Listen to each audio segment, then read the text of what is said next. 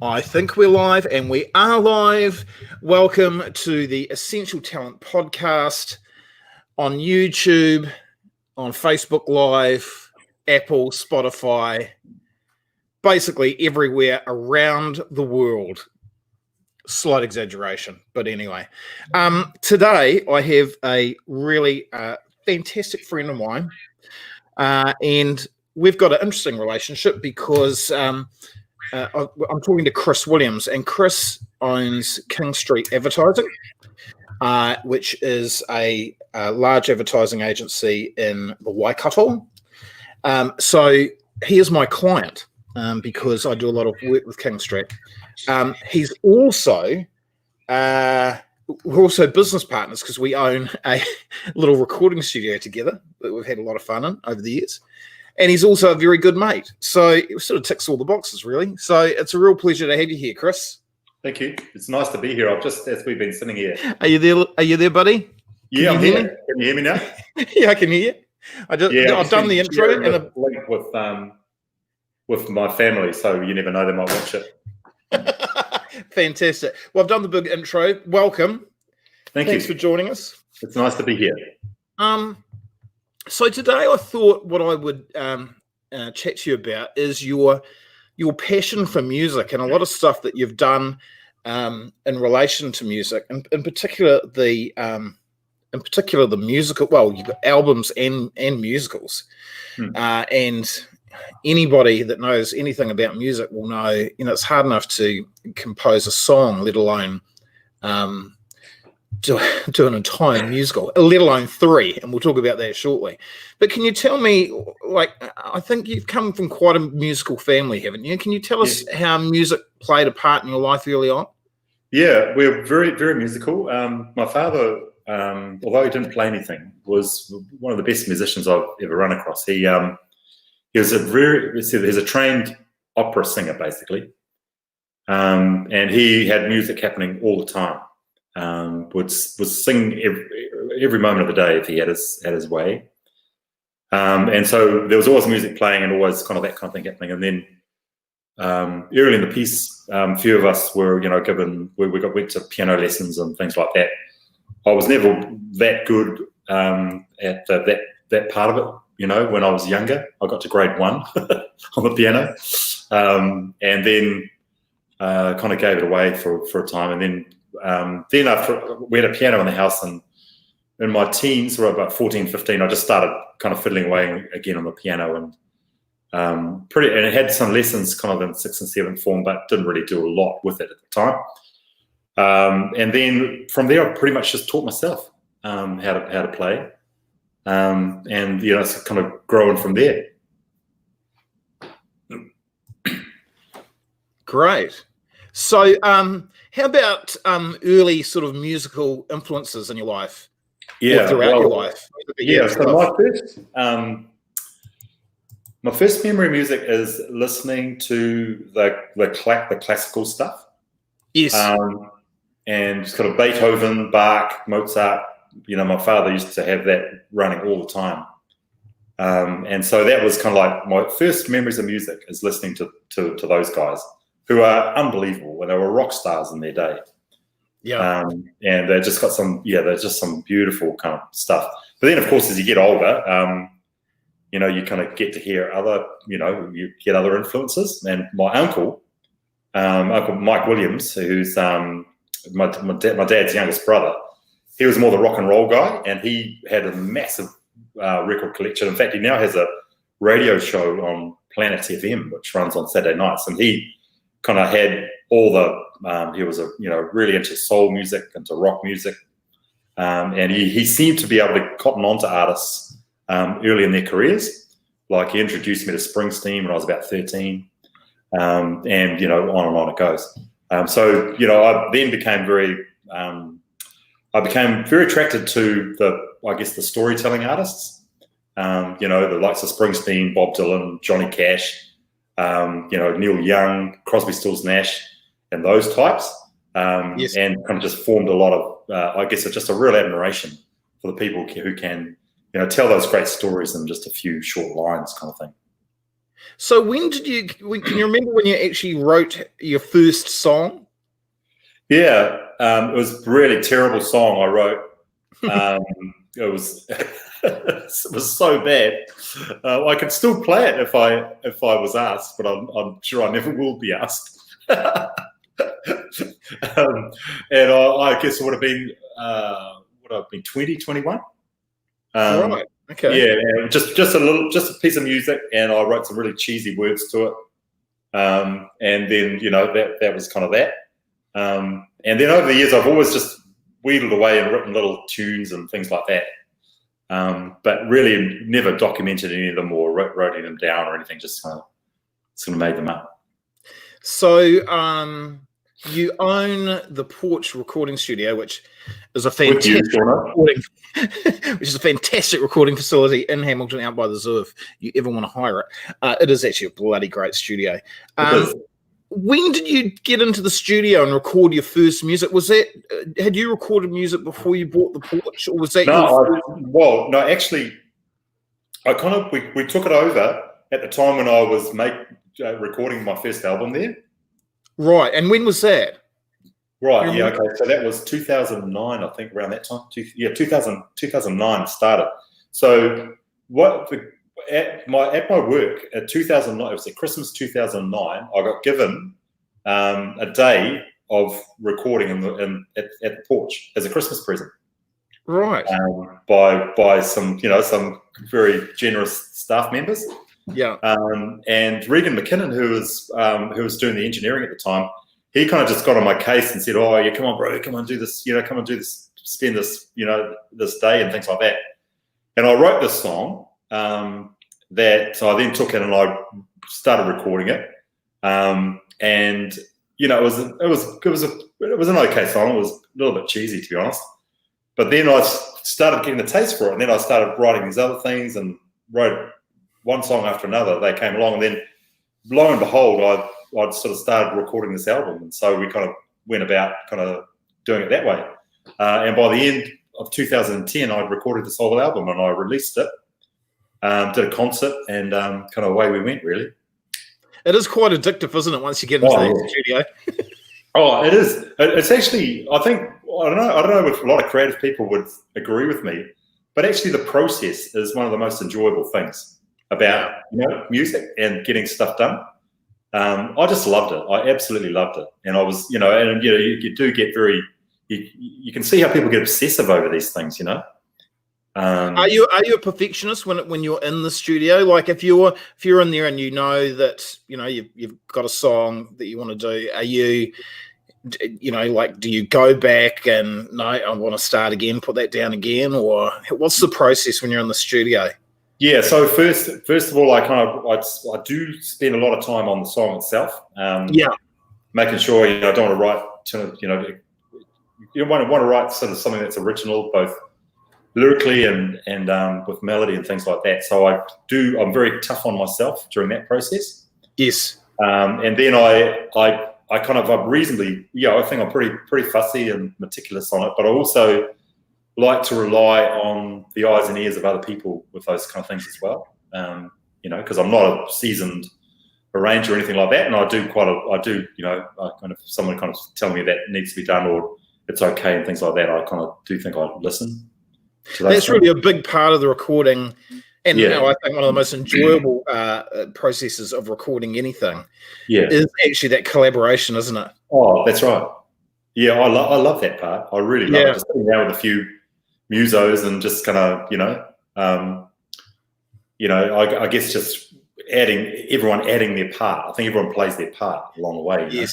Yes. So how many albums have you done? How much recording have you actually done? Haven't you done about 3 albums? Yeah, I've recorded 2 albums. One's called Looking for a Song, and the second one's called Feel Free to Sing Along. And then I've done various kind of shows, concerts and stuff around those. Then I've also I've done recordings of State Highway 48, my first musical. I've recorded all the tracks for that. And have also I have a live recording of that. And then I've got a recording of my second show, The Quest. I've got that kind of down as well. Yes. So that's and I guess at some point amongst that, there's a few unfinished parts. I'll have to kind of get them all finished. And so, what was the name of that concert that you guys did with your son's art? Was it the Tower of Song? No, Tower of Song. Yeah. Oh, that was good for Hamiltonians that will be tuning in. Explain that idea, because people will like. I think it's a good idea before it even took off. It was like I was going to enjoy that. You mind sharing what you did there, because it was a great night. Yeah, so it's on the Hamilton Gardens Arts Festival program, and you do a concert. All the performances and whatnot kind of take place within the gardens. And so what I kind of want to do was do something that combined, what the band with some kind of visual aspect, and also tie that in with the garden that we were in. So we were in the Modernist Garden at Hamilton Gardens, which is a really nice space. And so I thought, okay, well, I'll do my son Matthew is a really, really good. He's excellent. Really talented artist. And so I thought, let's do a kind of collaboration. So we put together a set which is cover songs by Bruce Springsteen, Leonard Cohen, Johnny Cash, and Bob Dylan. And so I had Matthew do a beautiful painting of each of these, and we had them as our backdrop. It was so good. Yeah. Oh, look, you came to the first one, and then we did it again this year in February. Yeah. And once again, we sold out. We could have sold it twice. Yeah. And really good feedback, and so it was good fun. And so it's really fantastic to be doing it with Matthew as well. Oh, it was just perfect because the setting was brilliant. Yeah. The lighting, and then you had the artwork. If you can imagine the artwork of the songwriters, and it was just an amazing night. It was really, really well done. Really, really lovely. And the one we did again this year, we added a few songs, took some out, and it was an equally good night. Yeah, no, it was really good. Now, Chris Williams, you can see this comment here from our good friend Ross Hyland at the bottom. Chris Williams, great guy. Unbelievable talent and passionate Waikato man. He certainly is, and he continues to do just so much for our region with music and supporting young people that come through. He donates a lot of studio time to artists. He's the chairman of the Tron Music Trust. He does so much. I can't remember all of it. He's always doing, and this is the thing that pisses me off. He's one of these guys. You are one of these guys that you've just got all this stuff going on. And I mentioned this in an earlier post today. There's a calmness of you when you're doing all this stuff. And I go, how the hell? He's running an agency. He's working on his album. He's doing another musical. No, you just have a calmness. You just seem to pack all this stuff in. How do you get this all done? Are you a workaholic? Story? No. I'm not sure if I get it all done well at times, but anyway, it gets done. One thing I've always had a thing is like just have good people working with you. And so my day job at King Street, I just trust everyone with my life. And then whatever it is that you're working on, make sure they're really good and just let them do their jobs. You do see a lot of artists, I'm sure, that drive themselves and everyone else crazy because they kind of have to control everything. Whereas I like to let people get on with their job, but then obviously at times if you kind of think, okay, well, I need to perhaps pull rank here and make some changes, then you do that. We had this chat. We talk all the time. We talk daily. We're that good friends. Catherine, your lovely wife, Catherine, has said, "Too true, Sean. He never rests." So now the truth actually comes out. But we talked about this the other day. Is that especially I think as you get older, you just want to surround yourself by good people. Time is short. So you want to surround yourself by talented people, good buggers, because life's just too bloody short. That's very true. And I think, like particularly in any creative endeavor, whether it's, recording, playing, or, working in the theatre world, everyone has a part to play. And they're all there to play that part. They don't want other people coming in and telling them how to do it or crossing over, and you just let everyone play their part, and then the whole becomes greater than the sum of the parts, I think. Okay, so I am really interested in you because you're now onto your third musical, which is bloody incredible. He's working. You've done State Highway 48, which went around the country and then had a run in Auckland. You did The Quest, and now you're working. Are we allowed to say? We're allowed to say what you're working on now, or is it crazy? Working on the great idea, which just. I think this is going to be your best work yet, actually, because I just love the whole idea called The Rug. So can you, and I know we've only probably got about another 5 minutes, 10 minutes tops, can you kind of share the process of how you even start by tackling a musical? Because it's a massive undertaking, and also you're going to have to trust a lot of people around you. But where do you even begin, Chris? And say The Rug, Okay, I've got this idea for The Rug. Yeah, okay. Right. So The Rug. Okay, it's basically the kind of premises. It's called the dawn of materialism. And one day it was a Saturday morning. I was talking to my friend Stephen King, not the author Stephen King, but another really good friend of mine in Hamilton. And we were just kind of talking about how we just kind of seem to want everything that other people have got. That a lot of people start happy with their lot in life and things like that. And I kind of went on, and a lot of this was actually, it started off as a conversation around kind of social media and how that was kind of just making everyone's life look really freaking amazing. And so I made the comment that, back in the caveman days, what would happen is that a caveman would come back into the cave with a saber-toothed tiger rug, and then, then it'd be the same thing. The guy that next door would probably want one as well. And then I went home and I thought, man, that'd be quite a good idea for a show. And so anyway, that started out as a conversation. And I guess to that point, I think that there's so much in everyday life that gives us a canvas to paint on, or to start something on. I think every space is a space to create on. And that, with just observation of everyday life, there are so many ideas, and there's such a rich vein of kind of I guess work that you can tap into. So anyhow, that was the idea is kind of like the easy part in some ways, because then it's a case of, okay, you're gonna have to string this damn story together. And The Rug is basically about these two cavemen families living next door to one another. One of them kills this saber-toothed tiger in the opening scene, rolls up the rug, takes it back to the cave, rolls it out on they all go crazy over this rug. And then the neighbours are kind of looking over the fence, and they want one as well. But then what happens, just to kind of, I suppose, start the circle of the story, is that these guys kind of, while they're kind of quite keen on getting another rug and stuff like that, they're a bit more carefree. And they end up just having a bit of a sing and a dance, around their fire. And the neighbouring wife on the other side is looking over and is kind of really wanting that. But something she doesn't seem to get from her, her husband, who's obviously a very good hunter, but not that keen on dancing. And so it goes from there. Fantastic. So you got the story, and then you sit down, and do you write the lyrics out for, do you actually finish off one song completely and then the next, or do you kind of write all the lyrics for the whole thing, or how do you tackle it? Yeah, so I've got the broad structure of the show, and then that kind of breaks down scene by scene, and then obviously each of those scenes kind of requires a song or a piece of music of some sort.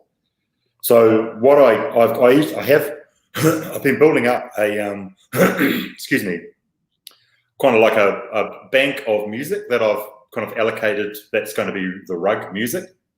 And so I've pretty much got all of it now. And then once I get to a scene and it's going to be a song or whatever, I then sort of say, okay, well, this bit of music will go with that. And then I kind of write the lyrics to that one piece, and I kind of try and do the whole thing. Every now and then you get stuck, like State Highway 48. I spent one particular verse, took me about 6 months going back to it for about 6 months before I finished it. So you then have to go on, start something else. But I try to finish a whole song. Right. And there's nothing better than when you've got this bit of music, you've matched some words to, and then playing it for the first time. I love doing that. Yeah. And how many songs in a musical, roughly? 20, 21, 22, something like that? Yeah, it depends. Some musicals have a lot less, and there's a lot more dialogue. Whereas if it's in more opera form, State Highway 48 is more of an opera form. That's got 26 songs. The Quest, I think, had 24.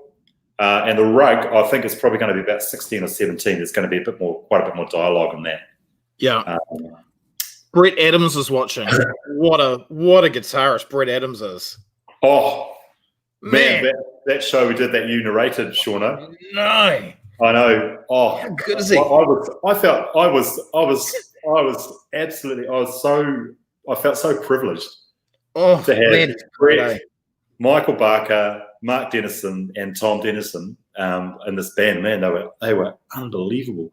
And Brett's guitar playing, it just had that ambient, atmospheric kind of sound that I'd heard in my ears when I was kind of writing this stuff, and I was just blown away they were able to bring that along. I'm really hoping they're all going to be available for when we run it next year in full. I'm a massive fan of Mark Hughes as a guitarist, and also Brett Adams. And Brett Adams is in the duet or the band The Bads. Right. Man, they're so with Diane Swan. Man, they're good. That's so good. I think they've got a gig coming up. Brett, if you're still watching, put your gig in the comment section. Oh, Nikki. Yeah, good idea. We should go, Shauna. Yeah, it'd be great. Yeah. Nikki Connors is watching. That's she's the queen of property, that Nikki Connors. I might have a chat to her at some point too. She's a really nice person. Okay, so then you've got the songs all together. What's the next step? Talk us through it, Chris. Well, the thing is, can I just advise all the millions of listeners that are no doubt tuning in by now, don't try this at home if you want to stay sane, because it's torture. So I'm not writing a song like a musical is, that each one has to follow the other, and so the first word of the first song has to lead to the last word of the last song, and each song has to work in just be a little mini show in itself, if you like. So it's not easy. How do you like when I know that you bring a director in often. Do you ever do you get the director in, share the vision, and just let them go for it, or is it more of a collaborative thing again? Yeah, once again, I say to the director, no, actually, I kind of see it going this way. How does that work? Yeah, once again, I always think that, okay, if you bring a person in for their expertise, you need to let them, basically do their job. So for me, it's really a case of, first of all, we kind of agree on the general flavour of things, and how things are going to be treated. By that stage, you've got a fairly good picture of how the characters are going to be developed and whatnot. Yes. And then you just basically allow them to get on with it. But with that said, if there are things that we may want to have a discussion about, then we kind of do that. And it's pretty well, in the way that we've worked, it's pretty much been that, if it's a case of, okay, well, you think one thing and I think another, basically I kind of get the final say on it. But that very, very rarely happens. So what's next for... Oh, just on cue, it's Banjo, if you didn't hear him. He's telling me to wrap it up. That's the wrap it up bark. So tell me, what's next for the Reich? What's the timeline as far as when can we expect to see it on stage? Right. So I've finished all the music. I was very, very pleased. I think I've got a good bank of songs, and it's got a good flavour about it. So I've got another 5 pieces of music that I'm now that I've locked away, and I'm now. I think by the end of this month, I should have the bare bones of the script done. Then I'm going to work with kind of like I suppose how would you put it? A dramaturg, I think is the term. Someone who can just help me kind of keep on developing it. Yeah. Should have it hopefully having finished by September. Do some workshops perhaps, and then start rehearsing, and then put it on stage in February next year. That's the aim. Brilliant. Good man. Hey, well, thanks for catching up tonight. Thanks for all the amazing entertainment that you are giving people around the country. Oh, did you see that? Benja just popped out the back. He's like getting ready for the next interview. No, thanks for all the entertainment. And most of all, thanks for your bloody incredible friendship, brother. Thank you so much. Yeah, and good on you for doing this, mate. You really kept a lot of people entertained, myself included, over lockdown. Thanks, so, yeah, you should carry on with this. It's really good. All right, brother. Thank you for your time. Okay.